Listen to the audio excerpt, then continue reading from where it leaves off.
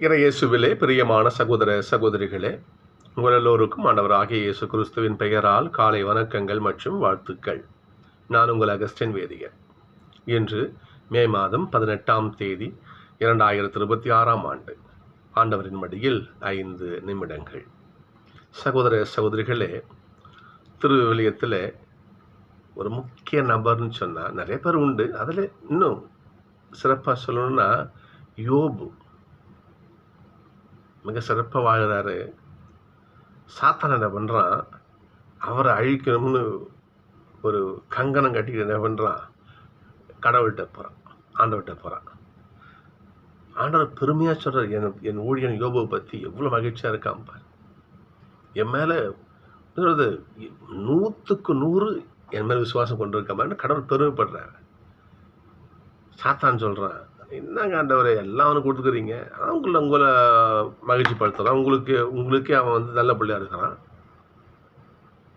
சொத்தனா பிடுங்குங்க பார்ப்போம் அப்படின்னு சொல்லிட்டு என்ன பண்ணுறான், சாத்தான் சொல்கிறான் ஆண்டவர்கிட்ட.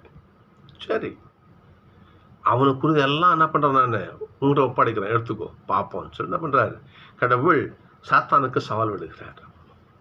சாத்தான் போகிறான், எல்லா சொத்தையும் அழிக்கிறான், மனைவி மக்கள்லாம் பிரிச்சிடுறான், பொதா குறைக்கு தொழுநோயை அவனுக்கு கொடுக்குறான். ஊரில் போகிறவங்களாம் சொல்லுவாங்க, என்னையா நீ சாமி சாமி சாமின்னு சொன்னேன், பாரு எப்படி வாழ்ந்தவன் நீ, இன்னைக்கு பாரு நடு ரோட்டில் தொழுநோய் பிடிச்சி போய் ரோட்டில் கிடக்குற நீ கடவுளை சபிச்சிடு அப்படின்னு சொல்லுவாங்க. கடவுளை திட்டு அப்படின்வாங்க. யோபு சொல்லுவார், இந்த உலகத்தில் வர்றப்ப ஒன்றுமில்லாமல் வந்தேன், கடவுளை பொறுத்த அவர் எடுத்துக்கிட்டாரு. கடவுள் எல்லாத்தையும் எனக்கு கொடுத்தாரு, அவர் எடுத்துக்கிட்டாரு, நான் ஏன் சாமியை திட்டணும் என்று யோபு கேட்பார். சாத்தான் தோல்வி அடைவான், ஆண்டவர் வெற்றி பெறுவார்.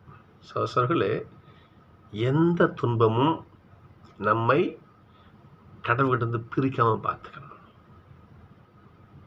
இன்னைக்கு தியானம் தான் நச்சதி பாருங்க. இன்னைக்கு எசப்போட மிக முக்கியமான வார்த்தை, உலகில் உங்களுக்கு துன்பம் உண்டு, கஷ்டம் உண்டு, சோதனை உண்டு இல்லையா, உங்களுக்கு எல்லா வழியும் உண்டு, இருந்தும் துணிவோடு இருங்கள்.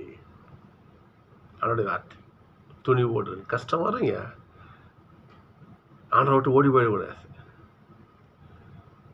துன்பம் வரும், யாருக்கு துன்பம் இல்லை சொல்லுங்க பார்ப்போம். தோல்வியே வெற்றிக்கு முதல் படின்னு சொல்றாங்க. துன்பம் இன்பம் கிடையாது.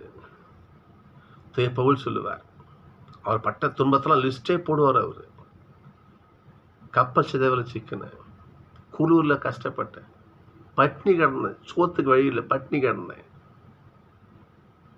இல்லையா, சவுக்கடி வாங்கினேன், சிறையில் கிடந்தேன், என்னை போட்டு கொடுமைப்படுத்தினாங்க, சவுக்கடி வாங்கினேன், கல்லால் அடிப்பட்டேன், வச்சு பாருங்க தெரியும். இருந்தும் இவை எல்லாம் என் ஆண்டவருக்காக நான் பொறுத்துக்கிட்டேன். பாருங்க பார்ப்போம், அவர் பவுல் வார்த்தை பாருங்க பார்ப்போம், நீண்ட நெடிய இல்லையா துன்பம் நிறைந்த பாதையில ஓடினேன், வெற்றி வாகை காத்திருக்குன்னு சொல்லிட்டு பவுல் சொல்லுவார். அப்போ துன்பத்தை கண்டு நாம் ஓடி ஒளிந்து கொள்ளாமல் அந்த துன்பத்தை ஆண்டவருடைய கரம் பற்றி நாம் மேற்கொள்கின்ற பொழுது நாம் வெற்றி பெறும். அதான் இன்னைக்கு வார்த்தை பாருங்க. இன்னைக்கு நம்ம ஒன்று கேட்கலாம், எவ்வளோ கஷ்டப்படுறது பிரதர், எம்மா கஷ்டப்படுறது, கஷ்டப்பட்டு இருக்கணுமா?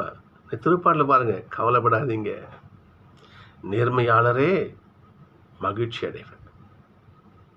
கடவுள் என்ன பண்ணுவார், கடவுள் தீயோரை அழித்தொழிப்பார், நீதிமான் கடவுள் என்ன பண்ணுவார், மேலத்துக்கு வைப்பார். திருப்பாட்டில் தான் இன்னைக்கு பாருங்க, கடவுளை புகழ்ந்தேத்துங்கள், கடவுள் எழுந்தருள்வார், எதிரிகள் சிதறடிக்கப்படுவார்கள், நல்லோரை ஆண்டவர் காத்தருள்வார்.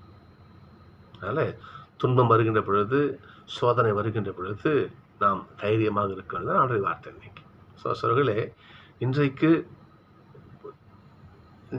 உலகம் பார்க்கும் பொழுது ஒரு சின்ன கஷ்டத்தை கூட தாங்க முடியாமல் எவ்வளோ பேர் இன்னைக்கு, உதாரணம் சொல்கிறேன் பாருங்களேன், இந்த +2 10th பிள்ளைகள் பரீட்சை எழுதுறாங்க இல்லையா, யோசிச்சு பாருங்கள், அந்த தேர்வு அந்த முடிவு வருகின்ற பொழுது நமக்கு பக்குன்னுது. பிள்ளைங்க தவறி போகிறாங்க தெருவில், உடனே செத்து போயிடுறாங்க. பார்க்குறோம் இல்லையா? சின்ன வழியை கூட தாங்க முடியாமல் இருக்காங்க. என்ன சமுதாயம் பாருங்க இன்னைக்கு. சகோதரர்களே, அப்படிலாம் பார்த்த வாழ்க்கை யாரும் வாழவே முடியாது. இன்றைய தியானம் இதுதான். அவனுடைய வார்த்தை தான் இன்னைக்கு. உலகிலே உங்களுக்கு துன்பம் உண்டு. இது மகிழ்ச்சியான உலகம் கிடையாது. அப்படியே வெல்வெட்டு மெத்த கிடையாது. கஷ்டம் இருக்கும், துன்பம் இருக்கும், வலி இருக்கும், சோதனை இருக்கும், வேதனை இருக்கும். நீங்கள் துணிவோடு இருந்து ஆண்டவருடைய கரம் பற்றி அதை மேற்கொள்ளுங்கள் என்று ஆண்டு சொல்வார். சகோதரர்களே, ஆண்டவரில் ஜெபிப்போம். துன்பம் வருதா, கஷ்டம் வருதா, அப்பா என் கூட எங்களை விட்டு போகாதீங்க என்று அவர்கிட்ட ஜெபிப்போம். அவர் கரத்தை பற்றுவோம். அவர் கரத்தை நாம் இறுக பற்றினால் கடவுளுடைய ஆசியும் அருளும் நம்மை நிரம்ப நம்மோடு இருக்கும். துன்பம் நம்ம ஜெயிக்காது, நாம் துன்பத்தை ஜெயிப்போம். ஆசை.